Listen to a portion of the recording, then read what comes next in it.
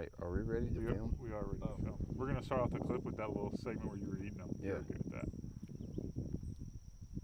Oh, hook. They're kind of wet now. Ribbit, ribbit, ribbit. Frogs. Everybody likes to fish a frog, right? I know. Like, that's probably... When I can get that little short window when the hollow belly frog works, dude, it's a lot of fun. I'm going to show you my setup for fishing the frog today. Show you where I like to fish a frog. And it's just a good conversation. Anytime we're talking about a frog, it's always a fun conversation. I've got two that I really like to throw. The standard walking frog, and then I'll throw a popping frog. Obviously the difference between the two, between a walking frog like this one and a popping frog, is basically this little orifice at the front. You see on a popping frog, you've got basically a little blunt end, and it just allows the frog, when you're working it, to spit. It'll spit water, it'll bloop, bloop, bloop, bloop, spits a little bit. And there's a different time of the year that I think this works best. Not necessarily a time of the year, I probably misspoke there. There's different situations where this guy shines over the traditional walking frog. And I'm going to kind of show you the two different situations where I like to use one versus the other. You know, pretty much straight out of the box, you can use one right out of the box. You can pull it right out of the box and take off with it. For the context of the way I'm going to show you how to fish it today, that's probably not the best idea. You really only have two or three components here. You got the rubber part of the body itself, rubber or plastic, hollow belly part of the frog here. It's got a hook that's basically inside of the frog. It's got a fang hook here, just like that. A lot of times you can even change out these hooks too, depending on what type of frog it is. And you've got these legs here, and you can modify the legs to make the frog do whatever you want it to do. So if I'm fishing this frog like on a vegetation, heavy matted vegetation, scum, or what we call cheese. You ever heard fishing a frog around cheese, which is basically just really, really heavy matted grass?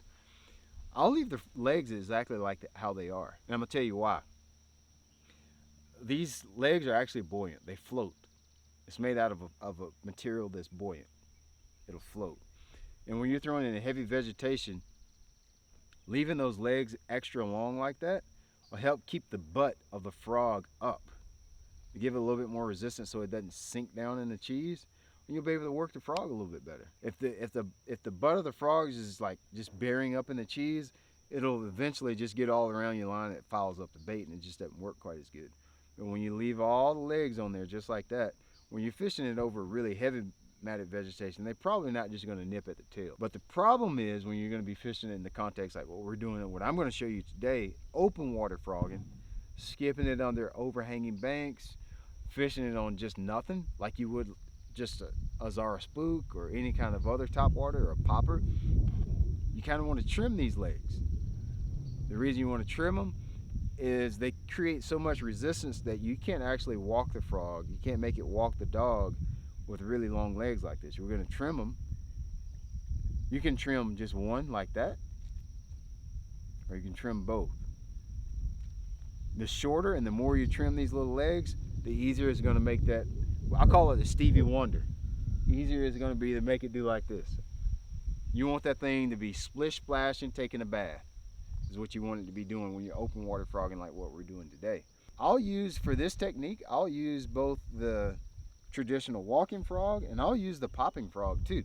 When I'm going to use the popping frog is when I want that bait to stay in place more. You got more resistance with that open mouth right there, so it chugs, just bloop, and it'll set there a little bit longer. Bloosh, make a big splash and set there. So if I feel like the fish are a little lethargic, or if I feel like I really got to try to coach that fish into biting, then I'm going to use the popper. The water's a little muddier and I need to draw some attention, probably going to use the popper because it just creates more disturbance on the water, on the surface. The downside to using the popping frog is when you're using an extremely heavy vegetation, that little lip right there is going to catch hold of the vegetation, the lily pads, the hydrilla, the cheese. It makes it a little tough to walk it across the surface. So that's going to be a better situation to use the traditional walking frog. It's more ergonomic here on the front. It's pointed, comes through the vegetation, comes through the pads, comes through the cheese a lot easier, just because that's just a little bit more, did I use the right word? Ergonomic? Aerodynamic? It's just right. It's not blunt, so it just comes through the pads a little bit easier. So think about that. You can use the walking frog in open water too, when you want to bring it back to the boat a little bit easier. And also the walking frog just, it skips a lot better. You can put it where you want to a little bit better, because this little blunt end on the popping frog, it will catch some water and create some resistance and make it a little bit harder to cast. Only other modification that I'll do besides trimming the legs on any of my hollow-bellied frogs, if I'm open water fishing, a lot of times what I'll do is I'll take the hooks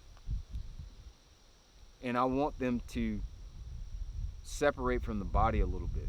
Now that makes the bait a little bit less weedless, but in the situation like when I'm going to fish it today, I don't really care about that. Sometimes you can take it by hand and just spread them apart a little bit, just like that. That way the hooks aren't quite as close to the body of the bait. It's going to give you a better hookup ratio. You can see I separated them from the bait a little bit by just taking my hands and spreading them. You can take a pair of pliers just so you don't get pricked in the hands that much. You can see I separated that from the body a little bit. I'll look at a standard frog. You can see the point hooks are basically buried in the side of the bait, and that just makes it really weedless. So when you're fishing around pads, it's more efficient because it doesn't hang up on the pads quite as much. If you look at that, you can see this bait is going to be a lot more weedless. However, the hookup ratio may not be quite as good as fishing it with this guy, where you can see I separated those hooks just a little bit. It's maybe just like a 1/16 of an inch from the body, separated from the body, so I can prick those fish just a little bit better.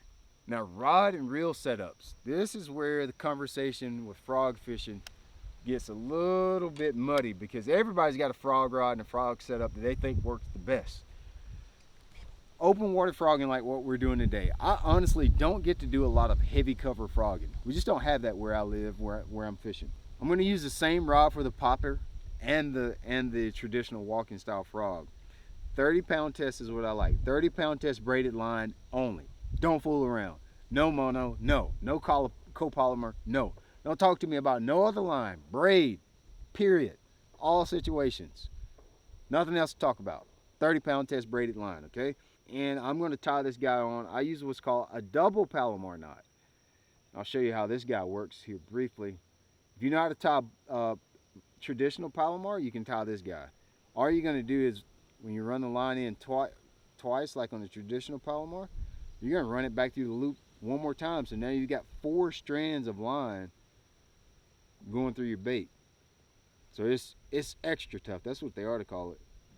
Palomar XT for extra tough. And you got 4 strands of line going through your bait. Make your loop like you do on a traditional Palomar knot. Bring it through. Right there. And just open up that little loop and bring your bait through there, and you're done. That's it. And now it takes a little bit more convincing on double Palomar to cinch it down, because you got 4 pieces. Sometimes you can take a pair of pliers and just pull on your tag end. Make sure you pull on the tag end, not your main line. Pull on the tag end to cinch that thing down really good. Take your tag end. Got a good pair of cutters. And don't be scared to leave quite a bit of tag in on this situation, because it may cinch down later, and you don't want it to cinch down and your tag in finish on you. So that's it. That's all we're going to do.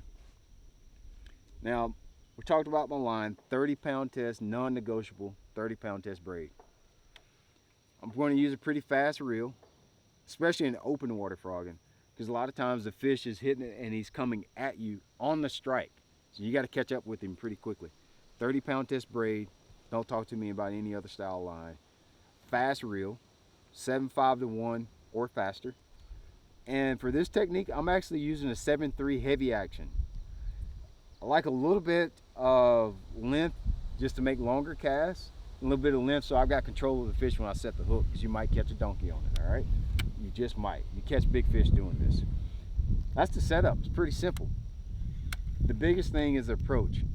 Now I'm going to get up on the front deck, show you how to fish it, where I like to put the frog, why it works so good, because you can put it places that you can't put other topwaters. Here we are. This is what I call open water frog in heaven.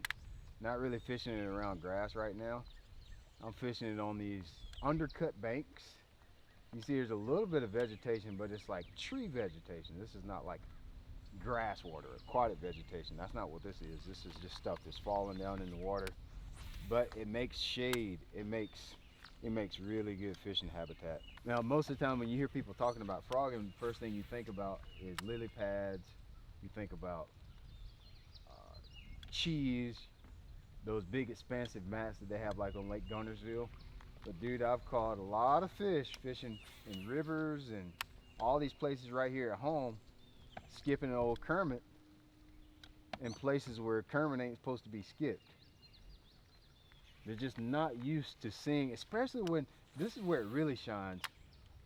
I think a lot of times as fishermen, we underestimate how shallow a bass will actually live and how shallow they'll actually attack a lure. They'll get so shallow that there's really the only way to go after them is with a topwater bait, because it's so shallow that flipping a soft plastic, that just doesn't work, because there's not enough water there to let the bait sink. You probably pretty much scare the fish. So a place like this, where it's really shallow, you're almost better off with a topwater. It's less invasive. It stays, like a fish loves to feed up when they're in shallow water like this. So I'll skip this frog under those little hangs like that and just let him do the Stevie Wonder. And I'll pull him 8-10 foot out, reel it in, make the next cast, because most of the time under these little places, he hits it as soon as it hits the water, or within 3 or 4 little pops and twitches of the rod tip. Now I'm using the traditional walking frog right now, and if you've never used a frog before, it can be a little bit of a challenge to get used to the cadence of walking this bait, because it's pretty sensitive. It's really light, it's really buoyant, and you've really got to use small, like throwing that slack back at the line is super important to make it walk the dog like what you need it to walk like. So when I pop it, when I'm popping the rod tip, I make sure that every time that I'm throwing the slack back at the bait. So it's pop, throw the rod tip back, pop, throw the rod tip back. Because you want to free up that line. When you snatch it, you free up the line, so when he does the Stevie Wonder to the right, that you throw slack in the line, so when you pop it, it'll come back to the left. That slack line is what makes it do this number right here.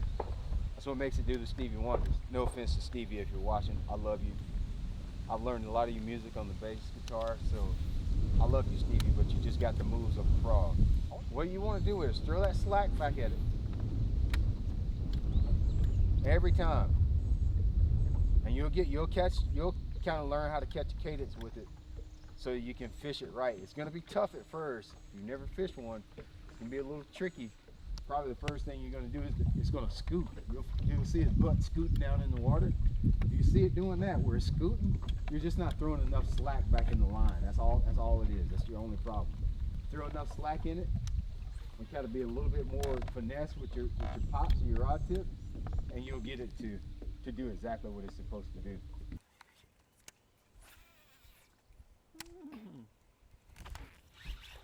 There he is on the frog.